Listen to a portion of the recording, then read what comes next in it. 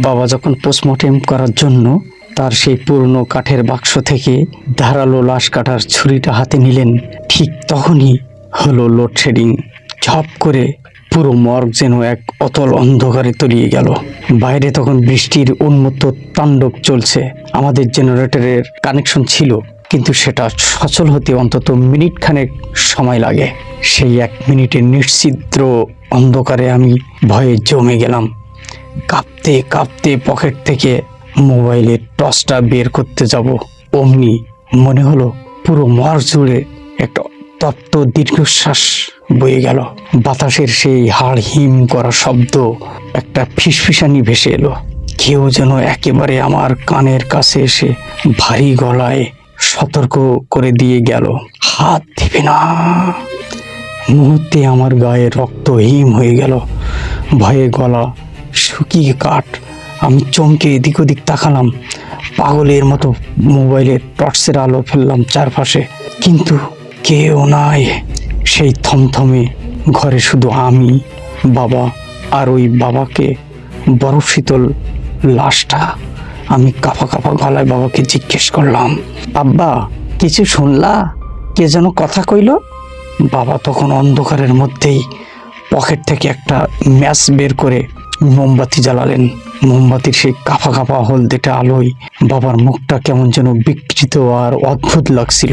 তিনি বিরক্ত অথচ গম্ভীর গলায় ধমক দিয়ে বললেন, দূর বেটা, বাতাসের শব্দ, টিনের চালে বৃষ্টি পড়লে ওরকম শব্দই হয়। লাশ কাটতে আইসা এত ভয় পাইলে চলে? ততক্ষণে জেনারেটরের আলো লাইট জ্বলে উঠল। মাথার উপরে টিউবলাইটটা কয়েকবার পিটপিট করে জ্বলে অবশেষে থিতু হলো। বাবা কাজ শুরু করলেন। আমি যন্ত্রের মতো বাবার দিকে পানি এগিয়ে দিলাম। লাশটার গলায় দড়ির দাগ পরীক্ষা করার সময় হঠাৎ বাবার চোখ দুটো ছানাবড়া হয়ে গেল। মেয়েটার গলার ঠিক নিচে কালো সুতোয় ঝোলানো ছিল একটা চিকন সোনার চেইন। অদ্ভুতভাবে চেইনটা চামড়ার এমনভাবে লেপ্টে আছে যেন ওটা গলার মাংসের ভেতরে গেঁথে আছে। চেইনের লকেটে কোনো এক অজানা ভাষার নকশা খোদাই করা। মর্গে তখন আমরা দুজন ছাড়া আর কেউ নেই। ঠিক সেই মুহূর্তে এক অশুভ লোভ যেন বাবার ওপর ভর করলো। তিনি অত্যন্ত সন্তর্পণে, যেন কেউ টের না পায় এমন ভঙ্গিতে লাশের গলা থেকে চেইনটা খোলার চেষ্টা করলেন। আমি শিউরে উঠে দেখলাম বাবা কি করছেন। ফিসফিস করে বললাম, আব্বা এটা পুলিশের লিস্টে নাই, রাইখা দাও, ঝামেলা হইব। বাবা আমার দিকে তাকিয়ে চোখ রাঙালেন, ক্রুদ্ধ গলায় বললেন, চুপ থাক, পুলিশের লিস্টে নাই দেখেই তো এটা আমাদের। লিস্টে থাকলে তো পুলিশরাই নিয়ে যেত। অভাবের সংসারে এইটুকু সোনার অনেক দাম। বাবা চেইনটা ছিঁড়লেন না, বরং খুব ধূর্ততার সাথে লকেটটা খুলে নিলেন। কিন্তু লকেটটা হাতে নেওয়া মাত্রই বাবার হাতটা কেমন যেন কেঁপে উঠল। লকেটটা কি অতি প্রাকৃত রকমের ঠান্ডা, নাকি ফুটন্ত তেলের মতো গরম? বাবার কপালে তখন বিন্দু বিন্দু ঘাম জমতে শুরু করেছে।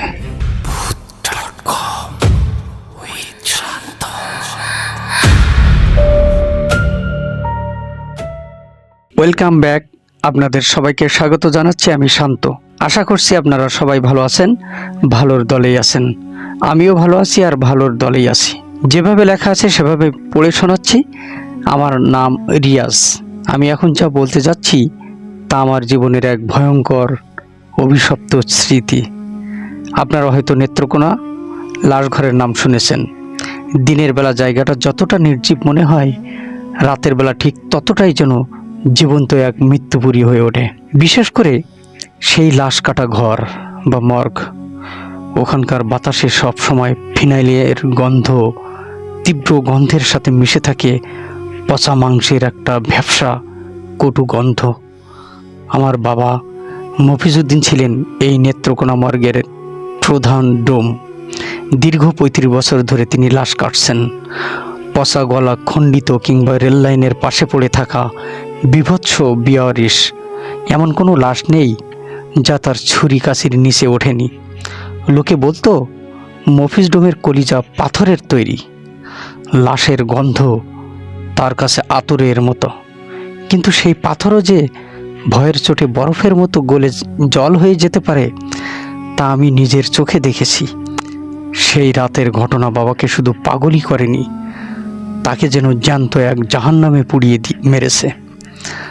আজ বাবার মৃত্যুর এত বছর পর আমি সেই অভিশপ্ত রাতের কথা বলার সাহস পাচ্ছি। ঘটনা শুরু হয় এক বর্ষণমুখর রাতে।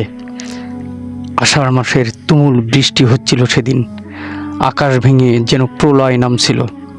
ঠান্ডা বাতাসে হাড় পর্যন্ত কেঁপে উঠছিল। আমি আর বাবা তখন মর্গের পাশের ছোট রুমটায় বসেছিলাম। রাত তখন প্রায় 2:30। চারদিক নিঝুম, শুধু টিনের চালে বৃষ্টির একটানা ঝমঝম আওয়াজ আর দূরে মেঘের বিকট গর্জন। হঠাৎ আমাদের ল্যান্ডফোন লাইনটা বেজে উঠল। হাসপাতালের ইমার্জেন্সি থেকে কল। জানানো হলো একটা সুইসাইড কেস আছে, এক্ষুনি পোস্টমর্টেম করতে হবে, কারণ সকাল সকাল পুলিশ রিপোর্ট নিয়ে বডি হ্যান্ডওভার করবে। বাবার সেদিন ডিউটি ছিল না, কিন্তু জরুরি তলব পড়ায় যেতে হলো। আমিও বাবার সাথে গেলাম। বাবার বয়স হয়েছিল, তাই মাঝে মাঝে আমি তাকে সাহায্য করতাম। মর্গের গেট খুলে ভেতরে ঢোকার পর সে পরিচিত কটু গন্ধটা নাকে ধাক্কা দিল। আবছা আলোয় দেখলাম একটা স্ট্রেচারে সাদা চাদরে ঢাকা একটি লাশ রাখা হয়েছে। পুলিশের 2জন কনস্টেবল আর একজন এসআই দাঁড়িয়েছিলেন। তারা তাড়াহুড়ো করে কাগজপত্র বুঝিয়ে দিয়ে যেন হাঁপ ছেড়ে বাঁচলেন। মর্গের পরিবেশটা ছিল ভীষণ থমথমে।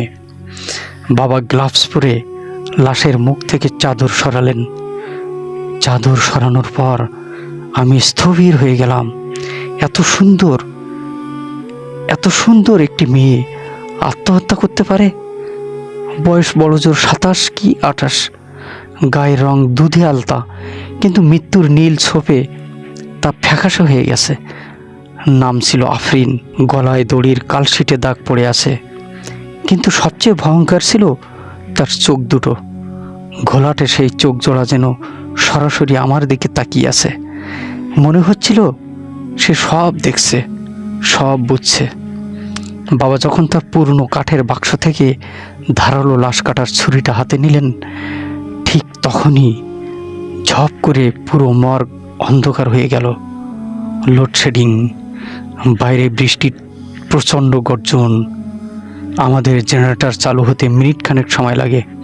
সেই ঘুটঘুটে অন্ধকারে আমি যখন মোবাইলের টর্চটা জ্বালাতে যাব, ঠিক তখনই মনে হলো পুরো মর্গ জুড়ে একটা দীর্ঘশ্বাস বয়ে গেল। বাতাসে এক ফিসফিসানি শব্দে কেউ যেন আমার কানে কানে বলে উঠল, হাত দিবি না, হাত দিবি না। আমার গায়ে রক্ত হিম হয়ে গেল। ভয়ে গলা শুকিয়ে কাঠ। টর্চের আলো এদিক ওদিক ফেললাম। কেউ নেই, শুধু আমি, বাবা আর ওই মরা লাশ। কাঁপা কাঁপা গলায় জিজ্ঞেস করলাম, আব্বা কিছু শুনলা? কে যেন কথা কইল? বাবা অন্ধকারের মধ্যেই একটা ম্যাচ জ্বালিয়ে মোমবাতি ধরালেন। মোমবাতির কাঁপা কাঁপা আলোয় বাবার মুখটা কেমন বিচ্ছিরি আর অদ্ভুত লাগছিল। তিনি গম্ভীর গলায় ধমক দিলেন, দূর বেটা, বাতাসের শব্দ। টিনের চালে বৃষ্টি পড়লে এমন শব্দ হয়? লাশ কাটতে আইসা এত ভয় পাইলে চলে? ততক্ষণে জেনারেটরের আলো হঠাৎ জ্বলে উঠল। টিউবলাইটটা কয়েকবার মিটমিট করে জ্বলে থিতু হলো। বাবা কাজ শুরু করলেন। লাশের গলার দাগ পরীক্ষার সময় বাবার চোখ দুটো হঠাৎ চকচক করে উঠল। মেয়েটার গলার নিচে কালো সুতোয় ঝোলানো একটা চিকন সোনার চেইনটা চামড়ার সাথে এমনভাবে লেপ্টে আসে যেন ওটা মাংসের ভেতরে ঢুকে গেছে। লকেটও অদ্ভুত এক নকশা করা। শয়তান তখন বাবার মাথায় ভর করেছে। তিনি খুব সাবধানে লকেটটা খোলার চেষ্টা করলেন। আমি ফিসফিস করে বললাম, আব্বা এইটা পুলিশের লিস্টে নাই, রাইখা দাও, ঝামেলা হইব। বাবা চোখ রাঙিয়ে বললেন, চুপ থাক, পুলিশের লিস্টে থাকলে ওরা আগেই নিয়ে যাইতো। অভাবের সংসারে এইটুকু সোনার অনেক দাম। বাবা খুব কায়দা করে লকেটটা ছিঁড়ে নিলেন। লকেটটা হাতে নিতেই বাবার হাতটা একবার কেঁপে উঠল। জিনিসটা কি খুব ঠান্ডা নাকি আগুনের মতো গরম? তিনি ওটা পকেটে ঢুকিয়ে ফেললেন। তখন আমরা জানতাম না ওই চেনটা কোনো সাধারণ অলংকার ছিল না। ওটা ছিল একটা প্রাচীন তালা, যা খুলে বাবা নিজের মৃত্যুর পরোয়ানায় সই করে ফেলেছেন। পোস্টমর্টেম শেষ করতে করতে প্রায় ভোর 4টা। কাজ শেষ করে হাত ধোয়ার সময় আমার হঠাৎ মনে হলো লাশটার মুখের ভঙ্গি বদলে গেছে। আগে মনে হচ্ছিল সে তাকিয়ে আছে, আর এখন মোমবাতির আলোয় মনে হলো তার ঠোঁটের কোণায় খুব সামান্য একটা বাঁকা হাসি লেগে আছে, যেন সে আমাদের বোকামি দেখে পৈশাচিক উল্লাসে হাসছে। আমরা তখন মর্গের তালা দিয়ে বাসায় ফিরলাম। তখন দূরে ফজরের আজান দিচ্ছিল, কিন্তু সেই আজানের শব্দেও আমার মনের ভেতরকার আতঙ্কটা কাটছিল না। আমাদের বাসা ছিল হাসপাতালের কোয়ার্টারেই, একদম নিচতলায়, 2 রুমের ছোট সংসার। মর্গ থেকে ফিরেই বাবা তড়িঘড়ি করে গেঞ্জি পাল্টে ফেললেন। তারপর আলমারির পুরনো কাপড়ের ভাঁজে মায়ের একটা শাড়ির ভেতরে ওই অভিশপ্ত সোনার চেইনটা লুকিয়ে রাখলেন। মা তখন রান্নাঘরে ভাতের চাল ধুচ্ছিলেন। বাবা আমাকে ইশারা করলেন চুপ থাকতে।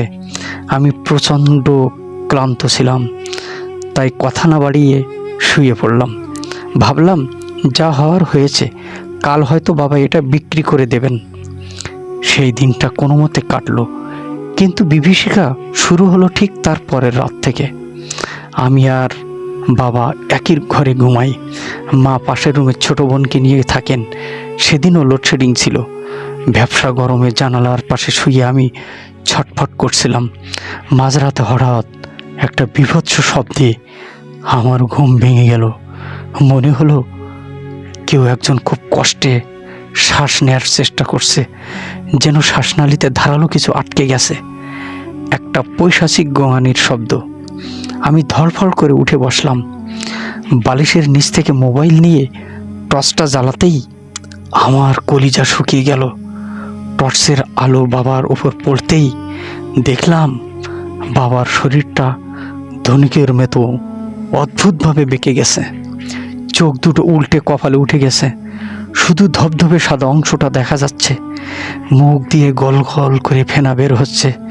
মনে হচ্ছে কোনো এক অদৃশ্য অশরীরী বাবার বুকের ওপর বসে 2 হাতে তার গলা টিপে ধরেছে। আমি মরণ চিৎকার দিয়ে উঠলাম, আম্মা, আম্মা, আব্বার কি হয়েছে দেখো। আমার চিৎকারে মা দৌড়ে এলেন। অনেক কষ্টে বাবার মুখে পানির ঝাপটা দিয়ে তাকে শান্ত করা হলো। বাবা উঠে বসে থরথর করে কাঁপছিলেন। তার চোখগুলো তখনও বড় বড়, যেন তিনি চোখের সামনে সাক্ষাৎ আজরাইলকে দেখেছেন। পানি খাওয়ার পর বাবা হাঁপাতে হাঁপাতে ফিসফিস করে বললেন, রিয়াজ, ওই মায়াটা হাসছিল, ওই মায়াটা হাসছিল। আমি অবাক হয়ে বললাম, কোন মেয়ে আব্বা? বাবা আতঙ্কে বিস্ফোরিত চোখে আমার দিকে তাকিয়ে যা বললেন, তাতে আমার পায়ের নিচ থেকে মাটি সরে গেল। বাবা বললেন, আফরিন, যার লাশ কাল কাটছিলাম না, ওই আফরিন। মা ভাবলেন বাবা হয়তো লাশের বিভীষিকা দেখে দুঃস্বপ্ন দেখছেন। মা বললেন, তুমি বেশি চিন্তা করতেছ, উজু কইরা সুরা পইড়া ঘুমাও, কাল তাবিজ আনলে সব ঠিক হইয়া যাইব।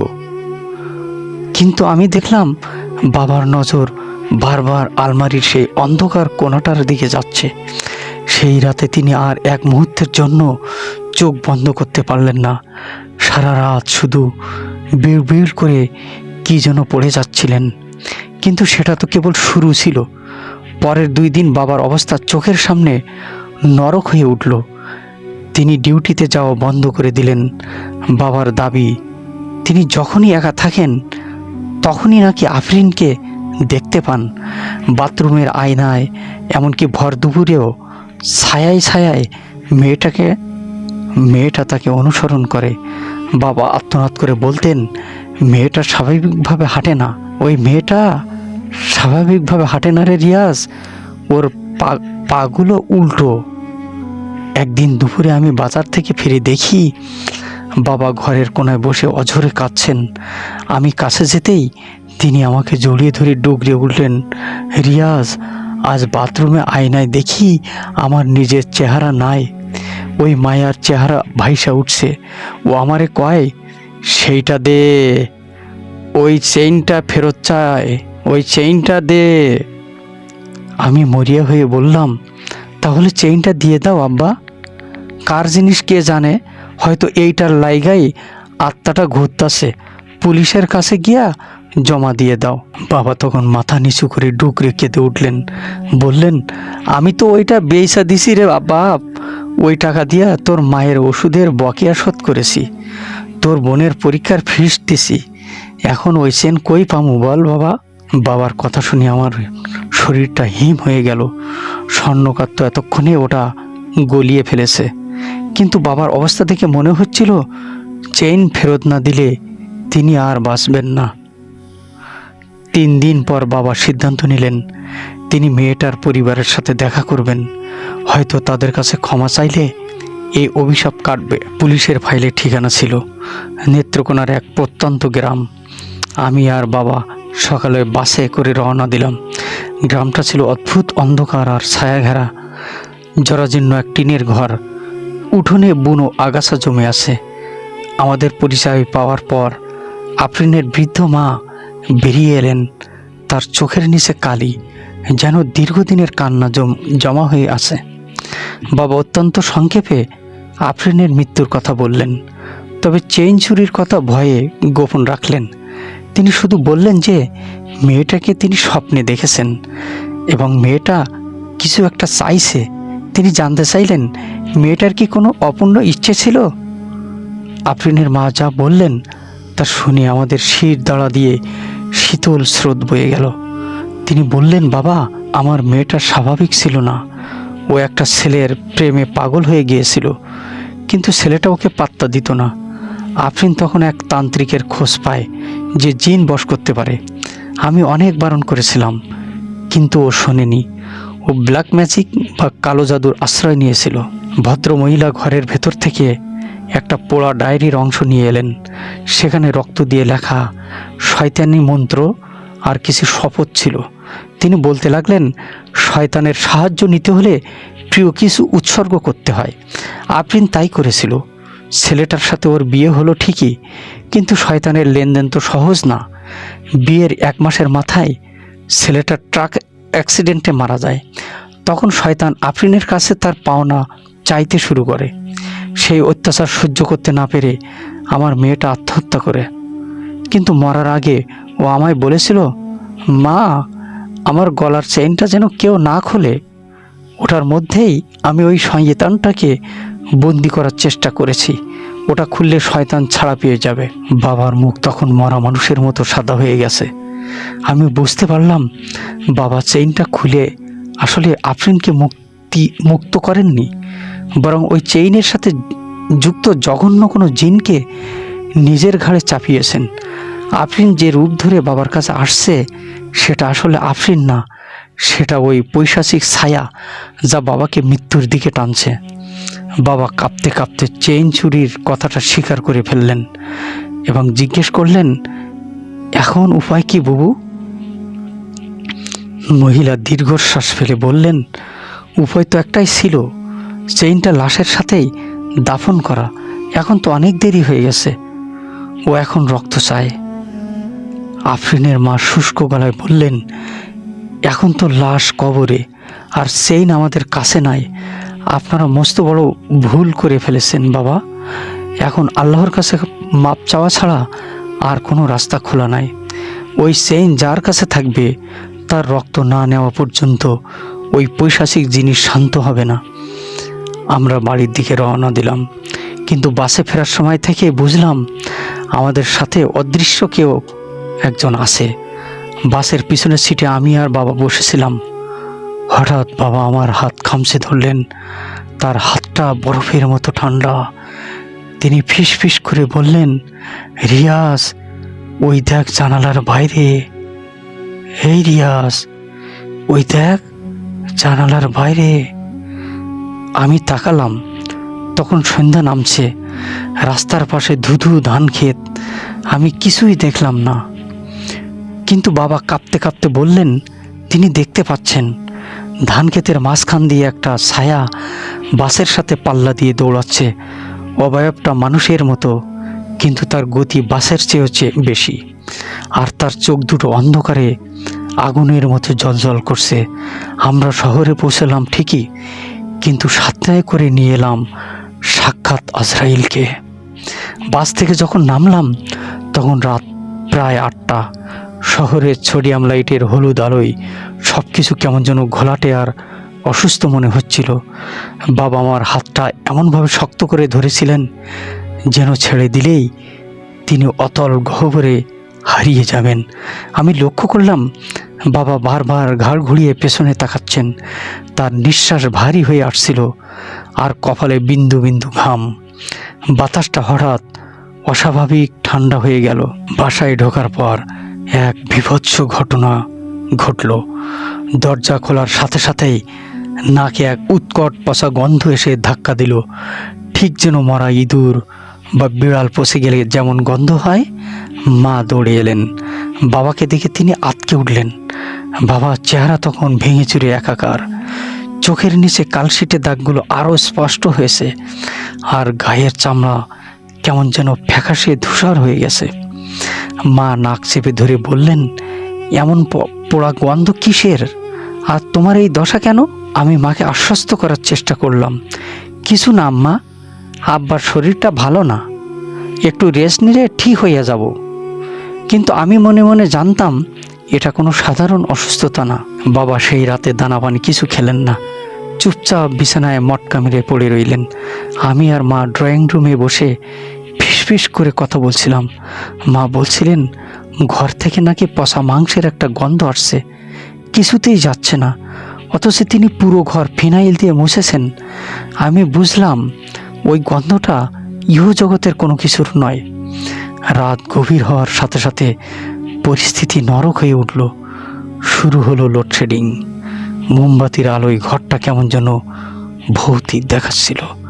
হঠাৎ বাবার ঘর থেকে একটা জ্যান্ত গোঙানির শব্দ শুনতে পেলাম। শব্দটা মানুষের গলার মতো নয়, মনে হলো কোনো তৃষ্ণার্ত হিংস্র জানোয়ার যন্ত্রণায় গোঙাচ্ছে। আমি দৌড়ে ঘরে গিয়ে দেখি বাবা বিছানায় নেই, তিনি ফ্লোরে বসে আছেন। তার শরীরটা অদ্ভুতভাবে দুমড়ে মুচড়ে আছে। তিনি নিজের 2 হাত দিয়ে নিজের গলা নিজেই কুঁকড়ে চেপে ধরেছেন, যেন কেউ তার শ্বাসনালী টিপে মেরে ফেলছে। আমি বাবাকে ধরতে গেলাম, কিন্তু তার গা তখন আগুনের মতো তপ্ত। তিনি বিড় বিড় করে কিছু একটা বলছিলেন। আমি কান পেতে শুনলাম তিনি বলছেন, ও ও আইসে, ও আইসে। পরদিন সকালে আমরা সিদ্ধান্ত নিলাম বাবাকে হাসপাতালে নিয়ে যাব। ভাবলাম এসব ভূত প্রেত হয়তো আমাদের মনের ভুল, মেডিকেল সায়েন্সে তো সব কিছুর ব্যাখ্যা আছে। আমি বাবাকে নিয়ে নেত্রকোনা আধুনিক সদর হাসপাতালের সাইকিয়াট্রি ডিপার্টমেন্টে গেলাম। সেখানে ডাক্তার সাজ্জাদ বাবাকে দেখে বললেন, রিয়াজ চাচা তো সিভিয়ার ট্রমা আর ডিপ্রেশনে ভুগছেন, ওনার হ্যালুসিনেশন হচ্ছে, এটাকে আমরা পিটিএসডি বলি। আমি কিছু ঘুমের ওষুধ আর অ্যান্টি ডিপ্রেসেন্ট দিচ্ছি, কয়েকদিনে ঠিক হয়ে যাবে। ডাক্তারের কথায় আমি কিছুটা আশ্বস্ত হলাম। ভাবলাম এই যুগে কি আর এসব জিনে বিশ্বাস করা সাজে? বাবার ব্রেইনে কেমিক্যাল ইমব্যালেন্স হয়েছে হয়তো। আমি ওষুধ কিনে বাবাকে খাওয়ালাম। বাবা ওষুধের প্রভাবে ঘুমিয়ে পড়লেন, কিন্তু সেই স্বস্তি বেশিক্ষণ টিকল না। বাবার ঘুমটা স্বাভাবিক ছিল না। তিনি ঘুমের মধ্যে হাত পা ছুটছিলেন। মাঝে মাঝে তার শরীরটা বিছানা থেকে কয়েক ইঞ্চি উপরে উঠে ধপাস করে নিচে পড়ছিল, যেন কেউ অদৃশ্য রশি দিয়ে তাকে উপরে তুলছে আর আছাড় দিচ্ছে। রাত তখন 3টা। হঠাৎ খেয়াল করলাম বাবার শ্বাস প্রশ্বাস বন্ধ হয়ে গেছে। আমি ভয়ে চিৎকার করে ডাক্তার ডাকার কথা ভাবছি, ঠিক তখনই বাবা চোখ খুললেন। সেই চোখ আমি কোনোদিন ভুলব না। বাবার চোখের মণি দুটো সম্পূর্ণ উল্টে গেছে। তিনি আমার দিকে তাকিয়ে হাসলেন। সেই পৈশাচিক হাসিটা আমার বাবার ছিল না।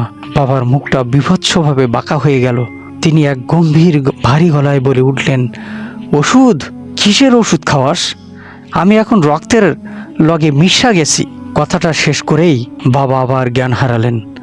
আমি থরথর করে কাঁপছিলাম। বুঝতে পারলাম এখানে বিজ্ঞান অচল, এমন কিছু একটা আছে যা আমাদের ধরাছোঁয়ার বাইরে। পরদিন সকালে আমি দাদাবাড়ির গ্রামের মসজিদের ইমাম হাফেজ মাওলানা আব্দুল করিম হুজুরের কাছে গেলাম। তিনি অনেক অভিজ্ঞ মানুষ। আমি তাকে পুরো ঘটনাটা খুলে বললাম। লাশ কাটার সময় চেইন পাওয়া যায়, লাশ কাটার সময় চেইন পাওয়া, বাবার লোভ আর ওই চেইন চুরি। হুজুরের কপালের ভাঁজ গভীর হলো। তিনি দীর্ঘশ্বাস ফেলে বললেন, অনেক বড় ভুল করছো বাবা। লাশের জিনিস, বিশেষ করে যেই লাশের মৃত্যু স্বাভাবিক না, সেই জিনিসের উপরে কুফরি কালাম করা থাকে, ওটা ছুলে যে কি বিপদ হতে পারে তা তুই কল্পনাও করতে পারবি না। হুজুর যখন তার জীবনের এক চরম সত্য প্রকাশ করতে শুরু করলেন, একটা অভিজ্ঞতার কথা বললেন। শোনো রিয়াজ, আজ থেকে প্রায় 20 বছর আগের কথা। আমি তখন নতুন মসজিদে জয়েন করেছি। হাসপাতালের মর্গ তখন আজকালকার মতো এত আধুনিক ছিল না। এখানকার মসজিদের আমরা তখন তাবলিগের কাজে এসেছিলাম। তখন এখানে এক ডোম কাজ করত, নাম ছিল সুলতান। সুলতান ছিল খুব সাহসী, কিন্তু তার একটা দোষ ছিল, সে লাশের গায়ের জিনিসপত্র চুরি করত। আমি তাকে অনেকবার বারণ করেছি, বলেছি সুলতান বড় খারাপ কাজ এসব, কিন্তু সে আমার কথা কানে তুলতো না। বলতো মরা মানুষের আবার বদদোয়া। কি যে কোয়ান! একদিন এক অ্যাক্সিডেন্টের লাশ এলো। লোকটা ছিল বৃদ্ধ, বাস অ্যাক্সিডেন্টে মারা গেছিল। তার হাতে একটা তামার বালা ছিল, তা তো অদ্ভুত সব নকশা। সুলতান লাশ কাটার সময় সেই বালাটা খুলে নিজের কাছে রেখে দেয়। আমি তাকে বলেছিলাম বালাটা না খুলতে। সেই রাতে সুলতান ডিউটি শেষ করে তার ঘরে গেল। মাঝরাতে হঠাৎ তার ঘর থেকে বিকট চিৎকার। আমরা কয়েকজন দৌড়ে গেলাম, গিয়ে দেখি সুলতান ঘরের মাঝখানে শূন্যে ভেসে আছে। হ্যাঁ বাবা, বিশ্বাস করো, তার পা মাটি থেকে অন্তত 2 হাত উপরে। তার শরীরটা এমনভাবে মোচড়ানো ছিল যেন কেউ তাকে ভেজা কাপড়ের মতো চিপছে, আর সে নিজের ভাষায় কথা বলছিল না। তার গলা দিয়ে অদ্ভুত এক আওয়াজ বের হচ্ছিল। আমরা ভয়ে এগোতে পারছিলাম না। আমি সাহস করে আয়াতুল কুরসি পড়তে শুরু করলাম। আমি যত জোরে পড়ি, সুলতান তত জোরে চিৎকার করে। এক পর্যায়ে সুলতান ধপাস করে মাটিতে পড়ে গেল। আমরা কাছে গিয়ে দেখলাম তার হাতের সেই তামার বালাটা তার মাংসের ভিতরে ঢুকে গেছে, যেন ওটা আগুনের মতো গরম, হাড় পর্যন্ত পুড়িয়ে দেবে। সুলতান আর বাঁচেনি। সে মারা যাওয়ার আগে শুধু বলেছিল, ও আমারে ছাড়ে নাই হুজুর। সুলতানের লাশ দাফন করার সময় আমরা দেখেছিলাম তার কবরের মাটি বারবার ধসে পড়ছিল। অনেক কষ্টে তাকে দাফন করা হয়। হুজুর থামলেন, তার চোখে এক ধরনের আতঙ্ক আর সতর্কবার্তা। তিনি আমার দিকে তাকিয়ে বললেন, রিয়াজ, তোমার বাবার অবস্থা সুলতানের চেয়েও খারাপ হতে পারে, কারণ সুলতান শুধু একটা জিনিস নিয়েছিল, আর তোমার বাবা এমন একটা জিনিস নিয়ে আসছেন যে একটা শয়তানকে বন্দি করার কাজে লাগানো হয়েছিল। ওই চেইনটা ছিল তালা, সে সহজে ছাড়বে না। আমি হুজুরের হাত ধরে কান্না শুরু করে দিলাম, আমার আব্বাকে বাঁচান হুজুর। আমার মাথায় হাত রাখলেন, কান্না থামাও, আল্লাহর উপর ভরসা রাখো। আমি আসবো রাতে, কিন্তু মনে রেখো, এটা কোনো সাধারণ রুকায়া বা ঝাড়ফুঁক না, এটা একটা যুদ্ধ। আমি মাথা নাড়ালাম, আমরা প্রস্তুত। রাত তখন প্রায় 11টা। হুজুর তার কিছু ছাত্র আর প্রয়োজনীয় জিনিসপত্র নিয়ে আমাদের বাসায় এলেন। তিনি সঙ্গে করে আগরবাতি, গোলাপ জল আর পুরনো কিতাব নিয়ে এসেছিলেন। বাসায় ঢোকার আগেই হুজুর থমকে দাঁড়ালেন। তিনি দরজার দিকে তাকিয়ে বললেন, রিয়াজ, তোমাদের ঘরের ভেতর খুব বাজে একটা জিনিস আছে। আমি এখান থেকে তার উপস্থিতি টের পাচ্ছি, খুব সাবধান। আমরা ঘরে ঢুকলাম। বাবা তখন বিছানায় শুয়েছিল, তার হাত পা রশি দিয়ে খাটের সাথে বাঁধা। আমি বেঁধে রেখেছিলাম, কারণ সন্ধ্যায় তিনি মাকে আক্রমণ করার চেষ্টা করেছিলেন। বাবাকে দেখে হুজুর তার ছাত্রদের ইশারা করলেন। তারা ঘরের 4 কোণা বন্ধ করার জন্য আজান দিতে শুরু করলেন। আজানের শব্দ শুরু হতেই বাবার শরীরটা অদ্ভুতভাবে বেঁকে গেল। তিনি এমন জোরে রশি টানতে শুরু করলেন যে খাটের পায়াগুলো পর্যন্ত ক্যাস ক্যাস শব্দ করতে লাগলো। বাবার মুখ দিয়ে ফেনা বের হতে শুরু করলো। আমি হুজুর বাবার শিউরে বসলেন। তিনি বাবার কপালে হাত রেখে সূরা ফাতিহা পড়া শুরু করলেন। হুজুরের হাত কপালে ঠেকতেই বাবা বিকট এক চিৎকার দিলেন। সেই চিৎকার মানুষের গলার ছিল না, মনে হলো হাজার হাজার শেয়াল একসাথে ডেকে উঠল। তোরা আমাকে ধরবি না, তোর এক পা কবরে। এখন আমার শরীরটা কবরে নিতে চাস? হুজুর ঘাবড়ালেন না, তিনি আরো জোরে তেলাওয়াত শুরু করলেন। বাবার শরীর থেকে তেমন উত্তাপ বের হতে শুরু করলো। হঠাৎ বাবা আমার দিকে তাকালেন। সেই চাহনি বাবার ছিল না। রিয়াজ, রিয়াজ ভাই, আমাকে বাঁচান, এরা আমাকে পুড়িয়ে মারছে। আমি চমকে উঠলাম। এই তো সেই গলা। আফরিনের মা যখন আফরিনের কথা বলছিল, তখন আমার কল্পনায় যে স্বরটা ছিল ঠিক তেমনি। হুজুর ধমক দিয়ে উঠলেন, রিয়াজ খবরদার, কোনো কিছু করবে না, নিজের জায়গায় দাঁড়িয়ে থাকো। আমি থমকে গেলাম। বাবা, আফরিনের গলার স্বর মুহূর্তে বদলে গেল। এটা এখন ভারী কর্কশ আর হিংস্র। তুই ভাবছিস আমি একা তোর পেছনে? কে দাঁড়িয়ে আছে দেখ। হুজুর এবং আমরা সবাই চমকে পেছনে তাকালাম, কিন্তু সেখানে কেউ ছিল না। এটা ছিল আমাদের মনোযোগ সরানোর একটা জাল। এই ফাঁকে বাবা একটা হ্যাঁচকা টানে তার হাতের বাঁধন ছিঁড়ে ফেললেন। মানুষের পক্ষে এত মোটা দড়ি ছেঁড়া অসম্ভব, কিন্তু বাবার গায়ে তখন অতি প্রাকৃত বাঁধন ছেড়েই বাবা হুজুরের গলা লক্ষ্য করে ঝাঁপিয়ে পড়লেন। আমি আর হুজুরের ছাত্ররা মিলে বাবাকে চেপে ধরলাম। বাবার গায়ের জোর তখন 10টা মানুষের সমান। হুজুর তখন পকেট থেকে একটা ছোট বোতল বের করলেন, তাতে জমজমের পানি আর জাফরান মেশানো ছিল। তিনি সেটা বাবার মুখে ছিটিয়ে দিলেন। বাবা চিৎকার করে উঠলেন। হুজুর হাঁপাতে হাঁপাতে উঠে দাঁড়ালেন। তার কপালে ঘাম, পাগড়িটা খুলে পড়েছে। তিনি আমার দিকে তাকিয়ে বললেন, সময় খুব কম রিয়াজ, এখন দুর্বল হয়ে আছে ও কিছু আবার শক্তি সঞ্চয় করবে। আমাদের এক্ষুনি চূড়ান্ত কিছু করতে হবে। তুমি কি জানো ওই চেইনটা বা লকেটটা আসলে কি ছিল? ওটা শুধু সোনা ছিল না, ওটা ছিল একটা সন্ধি বা চুক্তি। আফরিন শয়তানের সাথে চুক্তি করেছিল, সেই চুক্তির প্রতীক ছিল ওই চেইনটা। আমাদের ওই চুক্তিটা আবারও সিলগালা করতে হবে। এবার এই শয়তানকে জোর করে বের করতে হবে। খুবই বিপজ্জনক কাজ। আমি কাঁদতে কাঁদতে বললাম, হুজুর আপনি যা ভালো বোঝেন করেন, আমি শুধু আমার বাবাকে ফেরত চাই। হুজুর তখন তার ঝুলি থেকে 7টা লোহার পেরেক আর একটা হাতুড়ি বের করলেন। তিনি বললেন, আমি এই ঘরটা বন্ধ করব। এই 7টা পেরেক 7টা আয়াত পড়ে ঘরের দরজায় আর জানালায় পুঁতব। এতে ও আর পালাতে পারবে না, কিন্তু ও তখন আরও হিংস্র হবে। তোমরা কেউ ভয় পাবে না। হুজুর যখন প্রথম পেরেকটা দরজায় ঢুকতে গেলেন, তখন বাইরে প্রচণ্ড জোরে বাতাস বইতে শুরু করলো। জানালার কাজগুলো ঝনঝন করে উঠল। মনে হলো পুরো বাসাটা কাঁপছে। আর বাবার শরীরটা তখন শূন্যে ভাসতে শুরু করলো। তিনি বিছানা থেকে অন্তত 2 ফুট উপরে উঠে ভেসে রইলেন। তার মাথাটা নিচের দিকে ঝুলে আছে আর হাত পাগুলো ছড়িয়েছিল। দৃশ্যটা দেখে আমার রক্ত হিম হয়ে গেল। বাবা উল্টো হয়ে ঝুলে থাকা অবস্থায় আমার দিকে তাকিয়ে বললেন, তোরা কি সত্যিই ভাবছিস পেরেক পুঁতে আমাকে আটকাতে পারবি? রিয়াজ, তুই কি চাস তোর বাবা বাঁচুক? দরজা খুলে দে। আমি দ্বিধায় পড়ে গেলাম। হুজুর বললেন, রিয়াজ, ওর চোখের দিকে তাকাবে না, ও তোমাকে সম্মোহিত করার চেষ্টা করছে। কিন্তু আমি ভুলটা করে ফেললাম। আমি বাবার চোখের দিকে তাকালাম, আর তাকানোর সাথে সাথে আমার মনে হলো আমি একটা গভীর অন্ধকার কুয়োর মধ্যে পড়ে যাচ্ছি। আমার চারপাশে সব কিছু ঝাপসা। কেউ একজন আমাকে বলল, দরজাটা খুলে দে। আমার হাত নিজের অজান্তেই দরজার ছিটকানির দিকে এগিয়ে গেল। হুজুর চিৎকার করে বললেন, রিয়াজ না! হুজুরের ধমকে আমার সম্বিত ফিরে পেল। তিনি এক ঝটকায় আমাকে দরজার কাছ থেকে সরিয়ে নিলেন। ঠিক সেই মুহূর্তে দরজার বাইরে থেকে প্রচণ্ড একটা ধাক্কা এলো, যেন কোনো বন্য হাতি সমস্ত শক্তি দিয়ে দরজা আঘাত করছে।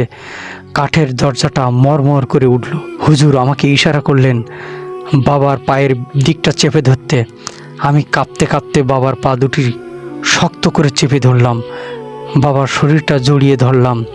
মনে হলো জ্যান্ত কোনো মানুষ নয়, একখণ্ড বরফ জাপটে ধরেছি। অত সেই বরফ শীতল চামড়ার নিচ দিয়ে সাপের মতো অশুভ কিছু একটা কিলবিল করে নড়ছে। হুজুর তার ঝুলি থেকে লোহার পেরেক বের করে দরজার চৌকাঠে ঠুকতে লাগলেন। হাতুড়ির প্রতিটা ঘা যেন আমার কলিজায় গিয়ে লাগছিল। তিনি উচ্চস্বরে আয়াতুল কুরসি পড়ছিলেন, আর বাবার মুখ দিয়ে তখন গল গল করে ফেনা আর আলকাতরার মতো কুসকুসে কালো এক ধরনের তরল বেরোচ্ছিল। প্রায় ঘণ্টাখানেক এই নারকীয় যুদ্ধ চলার পর হুজুর যখন শেষ পেরেকটা গেঁথে দোয়া পড়লেন, হঠাৎ বাবা সেই শরীরের সেই অস্বাভাবিক খিঁচুনি বন্ধ হয়ে গেল। বাইরের ঝোড়ো বাতাসটাও এক নিমিষেই বন্ধ। ঘরের ভেতরের ভারী বাতাসটা যেন একটু হালকা হলো। বাবা নিস্তেজ হয়ে বিছানায় পড়ে রইলেন, চোখ দুটো বোঝা, শ্বাস প্রশ্বাস অত্যন্ত ধীর। হুজুর কপালে জমে থাকা ঘাম মুছে ক্লান্ত স্বরে বললেন, রিয়াজ, আপাতত বিপদটা আটকানো গেছে। আমি ঘরটা বন্ধ করে দিয়েছি, বাইরের অশুভ শক্তি আর ভেতরে ঢুকতে পারবে না। কিন্তু ভেতরের জিনিসটা এখনও যায়নি, ও শুধু সুপ্ত অবস্থায় আছে। তোমার বাবার শরীরের উপর দিয়ে অনেক ধকল গেছে, ওনাকে বিশ্রাম নিতে দাও। হুজুর পাশের ঘরে জিরিয়ে নিতে গেলেন। মা বাবার শিয়রে বসে অবিরাম কোরআন শরীফ পড়ছিলেন। আমি দরজার সামনে একটা চেয়ার পেতে পাহারা দিলাম। সারাদিনের মানসিক চাপে শরীরটা ভেঙে আসছিল। জেগে থাকার আপ্রাণ চেষ্টা করেও একসময় কখন যে চোখ লেগে গেল টের পেলাম না। ওটা স্বাভাবিক ঘুম ছিল না, মনে হচ্ছিল কোনো এক মায়াজাল আমাকে আচ্ছন্ন করে ফেলেছে। স্বপ্নে দেখলাম বাবা একটা অতল অন্ধকার গর্তের পাশে দাঁড়িয়ে আছেন। সেই গর্ত থেকে শত শত কঙ্কালসার কালো হাত তাকে টেনে হিঁচড়ে নিচের দিকে নিয়ে যাচ্ছে। বাবা আমার দিকে তাকিয়ে চিৎকার করছেন, কিন্তু তার মুখ দিয়ে কোনো শব্দ বের হচ্ছে না। হঠাৎ আমার ঘুম ভেঙে গেল, বুকটা ধক করে উঠল। মোবাইলের স্ক্রিনে তাকিয়ে দেখি রাত 3:09। ঘরে কারেন্ট নেই। হ্যারিকেনের আলোটা মুমূর্ষু রোগীর মতো নিভু নিভু করছে। বিছানার দিকে তাকাতেই আমার কলিজা শুকিয়ে গেল।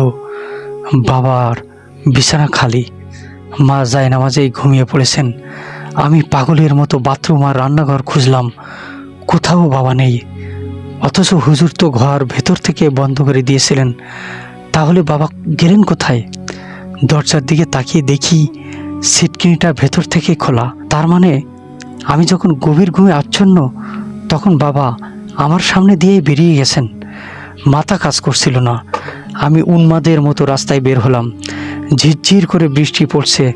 অন্ধকার চিরে আমার পা আমাকে সোজা নিয়ে গেল হাসপাতালের দিকে। কেন যেন মনে হচ্ছিল বাবা ওখানে গেছেন। নেত্রকোনা লাশঘর, ওটাই তার কর্মস্থল, ওটাই তার পাপের জায়গা। আর আজ ওটাই হতে চলেছে তার শাস্তির স্থান। হাসপাতালের গেট দিয়ে ঢোকার সময় দারোয়ান আটকানোর চেষ্টা করলো, কিন্তু তাকে ধাক্কা দিয়ে সরিয়ে আমি মর্গের দিকে দৌড়ালাম। মর্গের গেটটা অশুভভাবে খোলা। ভেতরে ঢুকতেই সেই পরিচিত ফরমালিন আর পচা লাশের গন্ধ নাকে এলো। তবে আজকের গন্ধটা অন্যরকম, কেমন যেন পোড়া মাংসের উটকো গন্ধ। করিডোর দিয়ে দৌড়াতে দৌড়াতে লাশ কাটা ঘরের মেইন দরজার সামনে পৌঁছালাম। ভেতর থেকে একটা অমানসিক গোয়ানির শব্দ আর ধাতব কিছু একটা টেবিলে ঠক ঠক করার আওয়াজ আসছিল। সাহস সঞ্চয় করে দরজা ঠেললাম। ক্যাস ক্যাস শব্দে দরজাটা খুলে যেতেই যা দেখলাম তার জন্য আমি প্রস্তুত ছিলাম না। মর্গের মাঝখানে সেই পাথরের টেবিলের ওপর বাবা শুয়ে আছেন। তার চোখ দুটো উল্টো, পুরো সাদা হয়ে গেছে। হাতে ধরা সেই ধারালো লাশ কাটার ডোম ছুরিটা, তিনি নিজের গলার কাছে ছুরিটা ধরে আছেন। হাতটা থরথর করে কাঁপছে। মনে হচ্ছে তিনি প্রাণপণ চেষ্টা করছেন হাতটা সরিয়ে নিতে, কিন্তু পারছেন না। আমি চিৎকার দিয়ে দৌড়ে যেতে এক অদৃশ্য শক্তি আমাকে সজোরে ধাক্কা দিয়ে দেয়ালের সাথে ছিটকে ফেলে দিল। আমার বুকের ওপর যেন কেউ কয়েক মন ওজনের পাথর চাপিয়ে দিয়েছে। নড়াচড়া করার ক্ষমতাটুকু নেই। হঠাৎ ঘরের অন্ধকার কোণ থেকে একটা কুয়াশার মতো ছায়া সরে এলো। ম্লান আলোয় দেখলাম ওটা আফরিন, কিন্তু ওর পা মাটিতে নেই, শূন্যে ভাসছে। মুখটা বীভৎসভাবে ঝুলে গেছে। সে বাবার কানের কাছে ফিসফিস করে কিছু একটা বলতেই বাবার হাতটা রোবটের মতো সজোরে তার গলার উপর বসে গেল। বাবার হাতের সেই ধারালো ছুরিটা এক টানে তার শ্বাসনালীটা চিরে ফেলল। ফিনকি দিয়ে তাজা রক্ত ছুটে এলো। বাবা সামান্য ছটপট করে নিস্তেজ হয়ে গেল। রক্তে পুরো টেবিল ভেসে যাচ্ছে। সেই ছায়াটা যখন বাবার লাশের উপর ঝুঁকে পড়ল, মনে হলো ক্ষতর ভেতর থেকে ঢুকে এসে কিছু একটা খুঁজছে। আমি আর সহ্য করতে পারলাম না। অন্ধকার নেমে এলো চোখের সামনে। যখন জ্ঞান ফিরল দেখি আমি আমার নিজের ঘরে। পুলিশ আর হাসপাতালের লোকেরা বাবাকে ঘিরে দাঁড়িয়ে। সবাই বলা বলি করছে ডোম মফিজ আত্মহত্যা করেছে, কিন্তু আমি তো ধ্রুব সত্যটা জানি। পুলিশ যখন লাশের ব্যাগ তোলার জন্য বাবাকে ধরল, তখন এক কনস্টেবল চিৎকার করে উঠল, ছাড়, এটা কি? লাশের গলার ভেতর কিছু একটা আটকে আছে। আমি হামাগুড়ি দিয়ে এগিয়ে গেলাম। বাবার কাটা গলার সেই দগদগে ক্ষতর ভেতর থেকে একটা সোনার চেইন উকি দিচ্ছে। ফরেনসিক রিপোর্টে বলা হলো মৃত্যুর আগে তিনি ওটা গিলে ফেলেছিলেন, কিন্তু আমি জানি ওটা আফরিনের আত্মা রেখে গেছে। বাবাকে দাফন করার পর আমি আর নেত্রকোনায় থাকিনি, মাকে নিয়ে অন্য জায়গায় চলে আসি। কিন্তু আজও মাঝে মাঝে রাতে ঘুম ভাঙলে সেই চেইনের ঝনঝন শব্দ শুনতে পাই। মনে হয় বাবা আমার শিউরে দাঁড়িয়ে ফিস ফিস করে বলছেন, লোভ করিস না রে রিয়াজ, লোভ করিস না রিয়াজ, লোভ করিস না। শুনেছি নেত্রকোনা লাশ ঘরে আজও গভীর রাতে অদ্ভুত শব্দ হয়। কেউ কেউ বলে বৃষ্টির রাতে আজও মফিস ডোমের গোঙানির শব্দ শোনা যায় সেই অভিশপ্ত টেবিলটা থেকে। আপনারা যারা প্রথম থেকে এতক্ষণ পর্যন্ত আমাদের সাথে ছিলেন, আশা করি এই হাড় হিম করা ঘটনাটি আপনাদের ভালো লেগেছে। যদি ভালো লেগে থাকে তবে অবশ্যই আমাদের চ্যানেলটি বন্ধুদের সাথে শেয়ার করুন। আর যারা নতুন তারা এখনই সাবস্ক্রাইব করে বেল আইকনটি ক্লিক করে সাথে রাখুন, যাতে পরবর্তী কোনো লোমহর্ষক ঘটনা আপনার যেন মিস না হয়।